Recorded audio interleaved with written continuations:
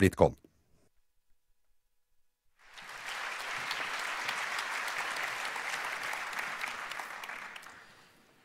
Hi, everybody. I am Brent Perry, for the CEO of PBES Norway.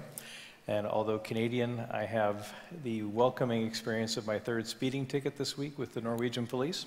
I'm feeling much more like a local now. We're on a tight time cycle here, so we'll just get right into what we're talking about. What kind of climate solution does PBES Norway provide? In a simple term, we are what's called power instigators. So we have a goal or a vision, if you want, of transforming the industrial marine industry and the grid industry into something that enables and uses energy storage systems, lithium batteries, basically. And to do that, we have the idea that batteries are at the source of one of the biggest industrial revolutions that we're going to experience in the next 20, 30, 40 years. The expectation is simply that our batteries are going to facilitate the optimization of fuel-driven systems like ships, oil rigs, and support things like microgrids and large-scale grid installations.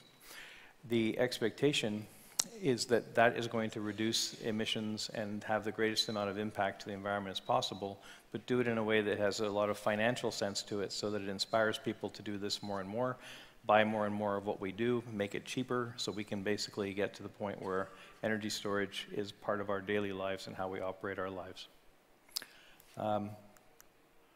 The markets that we target and why. Now, for anybody who's involved in the energy storage business, one of the challenges of using it is that it's expensive. So prices continue to drop and will continue to drop. But whatever you do, when you're talking about something that's 4 megawatt or 5 megawatt hours in size, it's a very, very big battery. It can be the size of this stage. It costs a lot of money, and it costs a lot of money to maintain, service, and support. So the expectation is that we had to find applications that worked as close to 24 hours a day as possible, simply to create a payback model. And not only just work 24 hours a day, but use energy storage in so many different factors that you're optimizing the amount of kilowatts that are going to be produced by a system and used by a system. So by doing that, we can turn a battery system into a cash register. The marine industry, which you see a picture of one of our ships here, is one of the industries where there are very idealized applications that do work 24 hours a day or close to it. The reliability expectation is very high, the safety expectation is very high, but the financial impact is also very, very high. On some of the systems that we've done, we save as much as 2 or 3 million kilograms of fuel a year in operational costs, and we reduce the maintenance and costs of the ships by up to 40%. Some systems, like you saw a picture of the Norled earlier today, 100% electric. So that's reduced the fuel consumption of that vessel 100%, and when you get on board a vessel that doesn't have any smoke or vibration, it's a truly unique experience to go for a ride on that ship. Which policy instruments make the market today and in the future? Well, one of the fascinating things about this is we focused on our business model on specifically dealing with applications where there was incredibly good payback and incredibly good value delivered to both the customer and the end users. It had to be obvious to everybody that this makes a lot of sense. To me, the follow-up of that, which really is no industry is truly enabled until legislation supports it, has to kind of follow that path.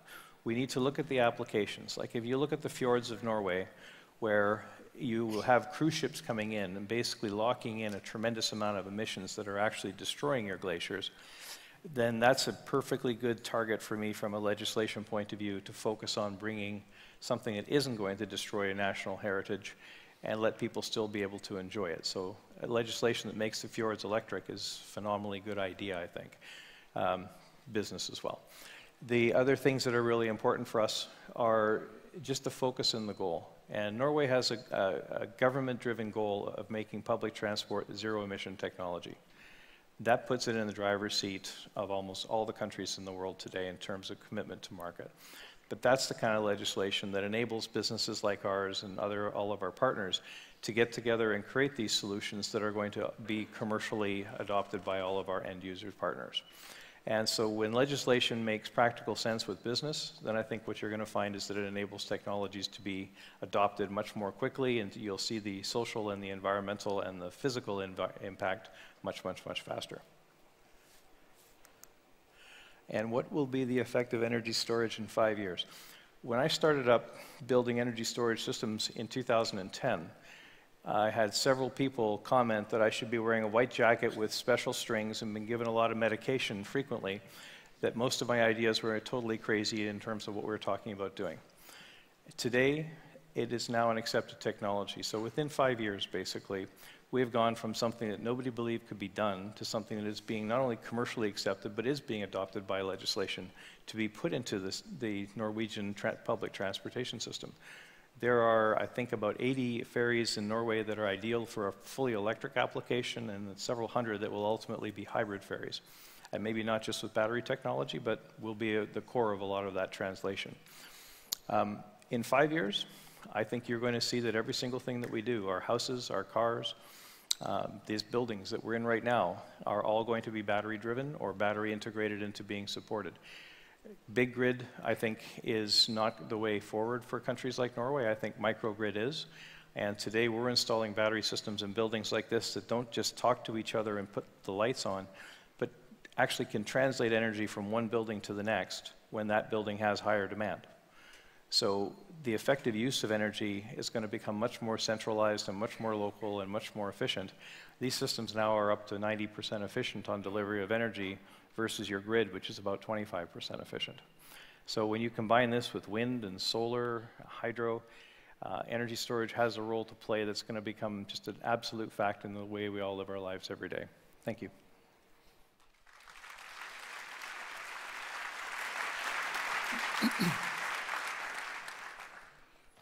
Takk. Mitt navn Kjetil Bøhn, og jeg representerer Quantafuel. Vi et selskap som har utviklet en unik teknologi for å omdanne dårlig utnyttede karbonressurser til syntetisk drivstoff. Vi har prøvd dette med naturgass, vi har prøvd det med biomasse, og vi har prøvd det med plastikk. Vi har valgt den første kommersielle utrullingen å bruke plastikk. Det skyldes at plastikk et helt enormt miljøproblem på global basis. Cirka 6% av all olje i dag går til å produsere plastikk. Kun 8% av den plastikken blir gjenbrukt eller resirkulert. Resten går på fyllingen, eller det går i havet. Ut av dette så produserer vi syntetisk drivstoff, må ikke forveksles med første generasjon biodrivstoff. Syntetisk drivstoff som helt likt i struktur, et hydrokarbon med vanlig diesel, eller vanlig jetfuel, kan brukes direkte på biler, direkte på busser, direkte på lastebiler. Der vi i dag, at vi har satt opp vårt første kommersielle anlegg i Mexico, Navajoa, Sonora, Mexico, som kan prosessere 10 tonn plastikkavfall i døgnet, og ut av det så produserer vi 8000 liter med syntetisk drivstoff, i første rekke da diesel. Vi også gått i gang med å sette opp vårt første anlegg i Norge på noe som heter Esval næringspark, og på Nes kommune. Og vi gjør ikke det for det så flott på Nes, det veldig flott på Nes, men vi gjør det fordi at der har Oslo kommune sitt biogassanlegg. Vi har en veldig god dialog med de, søker å samarbeide med de på en rekke områder, men først og fremst så ønsker vi å ta da den plastikken som de har, omdannet til syntetisk drivstoff, og selge tilbake igjen til gjerne busser, lastebiler og så videre, som blir brukt i denne byen. Den dieselen som vi lager der oppe vil bli laget med over 80% reduksjon i karbonutslipp, CO2-utslipp. Det vil også være slik at syntetisk diesel har langt lavere utslipp av NOx-gasser, aromater, svovel, svevestøv, som jo har vært et stort tema her i byen. Jeg har blitt bedt om å si noe om hvilke rammebetingelser vi trenger, hva som vårt budskap til politikerne. Jeg hadde tenkt å si en god del om at vi trenger faste rammer og investorer, liker ikke risiko og så videre. But I got so inspired by your speech about China earlier on that instead of saying all of that, I would say that in Norway we have a potential. If we use all the plastic that is today burned, we can have 60 plants of the size that we are setting up outside Oslo. If the government, instead of arguing about diesel taxes as they're doing these days, gave us 500 million NOK, it's nothing compared to what they're doing in China. We could take 1/3 of that plastic and produce more than 100 million liters of synthetic low-carbon diesel. and we can do it today. We don't have to wait 5 or 10 years. And looking at the oceans, nothing going to happen with the oceans and plastic in the ocean before you have a financial viable solution. And we think that we have that. We can be financial viable down to an oil price of $16 per barrel. Vår plan for de neste 12-18 månedene å sette opp 5-6 anlegg i Europa. Vi har da ett i Norge, vi har en avtale i Danmark, en i Tsjekkoslovakia, en i Italia, en i England. Vel så interessant håper jeg for denne forsamlingen at vi er i gang med et pilotprosjekt for å nøyaktig det samme med biomasse her i Norge. Vi har samtale med partnere som ønsker å kjøpe enten den dieselen eller jetbensinen som vi skal lage. Og det som er interessant for skogbransjen i Norge at vi kan bruke den delen av treet som de i dag ikke får utnyttet veldig godt. Den delen av treet som blir liggende igjen ute i skogen, det som blir avkapp og flis. Og vel så interessant at vi kan bruke all den biomassen som faktisk i en by som Oslo. Bare ett av renovasjonsselskapene i området her tar 100 000 tonn med biomasse fra Oslo, setter det på en lastebil, kjører ned til Sverige, hvor det blir brent for fjernvarme, elektrisitet hvert år. Vi kan ta den samme biomassen og lage kortreist, lavkarbon diesel. Jeg ba om 40 minutter, men fikk bare 4, og det har jeg nå brukt. Så takk for meg, og tusen takk til Zero for at vi fikk lov til å komme.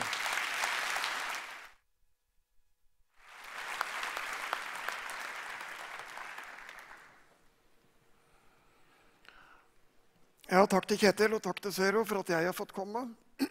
Navnet mitt Morten Johansen. Jeg leder et firma som heter Splitkon, og vi ligger i Åmot i Modum kommune. Vårt bidrag til miljøregnskapet det å etablere en massivtreindustri i Norge for å bruke den delen av råvarene som Kjetil ikke kunne bruke, altså de høykvalitetsråvarene som står ute i de norske skogene. Produktene vi lanserer, det i prinsippet denne platen som dere ser på sliden. Dette XXL kryssfinerplater i et folkelig språk. Platene kan produseres opp til 20 meters lengder, være opp til 4 meter brede og 40 centimeter tykke. Så dette treforedlingsindustrien i Norges svar på fremtiden når det gjelder norsk byggeri. Miljøbidraget bindingen av CO2, som livslangt. Og per kubikkmeter av disse platene så bindes det ca. 800 kilo karbondioksid. Og det et 100% fornybart materiale. Når det gjelder det krysslaminerte tømmeret, CLT, massivtre, så brukes dette nå i alle typer bygg. Vi bygger høyhus, hybelhus, vi bygger leilighetsbygg, også i etasjesammenheng. Vi bygger næringslokaler, vi bygger skoler, barnehaver og så videre. Og vi bygger hytter og eneboliger. Det som hovedspydspissen i bruken ute i markedet de store entreprenørene. De har gått foran og vist at dette et produkt som konkurrerer i prinsippet med hvilket som helst av substituttene, og da tenker jeg i første omgang på stål og betong. Denne sliden illustrerer ganske godt hva vi står for miljømessig. 2 dekker med samme funksjon, ett basert på massivtre, ett basert på en betongløsning, gir et helt ulikt CO2-avtrykk og bidrar altså i sterk grad til å redusere utslippet av karbondioksid til atmosfæren. Når det gjelder det offentliges muligheter til å bidra, så vil jeg si det veldig enkelt at vi må ha mer Tesla-baserte insentiver hvis dette virkelig skal bli stort i Norge og Europa. Utover dette så Innovasjon Norge som gjennom sine sterke bidrag har gjort en 15-årig jobb nå for å fremme disse produktene i Norge med en stor suksess. Så tilbake til mitt selskap og Splitkon og det vi bidrar med helt konkret. På Åmot starter vi nå snart bygging av 10 000 kvadratmeter nytt produksjonsareal, der vi skal produsere massivtre eller CLT for det norske, svenske og europeiske markedet. Så vi ønsker å benytte oss av det norske råstoffet, snu den varestrømmen som i dag går ned til Europa og tilbake til Norge. Den ønsker vi å ta vare på, beholde verdiskapningen i Norge, få et kortreist byggeprodukt som det norske byggemarkedet kan nytte godt av i årene fremover. Samlet investering på Åmot er 210 millioner norske kroner. Og hvis det er noen som ønsker å bidra, så er det bare å henvende seg til meg bak scenen. Det er Splitkons bidrag. Jeg vil takke Zero for at vi fikk lov til å komme og presentere oss. Og jeg håper at mange av dere får høre om oss i tida fremover. Takk.